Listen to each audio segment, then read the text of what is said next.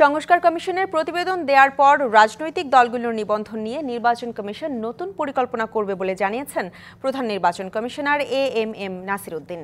জানান, প্রধান উপদেষ্টার নির্বাচনী রোডম্যাপ অনুযায়ী কাজ করছে নির্বাচন কমিশন।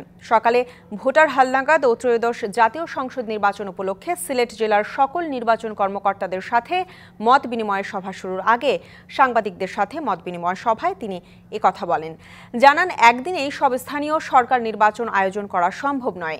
এছাড়াও প্রবাসী ভোটার অন্তর্ভুক্তির বিষয়ে সিইসি বলেন, প্রথম বছরকেই সবাইকে অন্তর্ভুক্তি করা সম্ভব হবে না, তবে পর্যায়ক্রমে সকল প্রবাসীদেরকেই ভোটার তালিকায় আনা হবে। সেই সাথে ভোটার আইডি কার্ড সংশোধনের আর্থিক দুর্নীতির সাথে বিগত দিনে যারা জড়িত ছিল তাদেরকে আইনের আওতায় আনা সম্ভব হবে বলে জানান তিনি। একদিনে সব লোকাল গভর্নমেন্টের নির্বাচন করার সুপারিশ কেউ কেউ করছে। বিষয়টি আমরা পরীক্ষা করে দেখেছি, এটা কোনো মতেই সম্ভব নয়। এটা কোনো বাস্তবায়নযোগ্য কোনো পরামর্শ নয়। আমাদের নির্বাচনী ব্যবস্থার যে সংস্কার কমিশনের রিপোর্টটা এখনো আমরা পাইনি।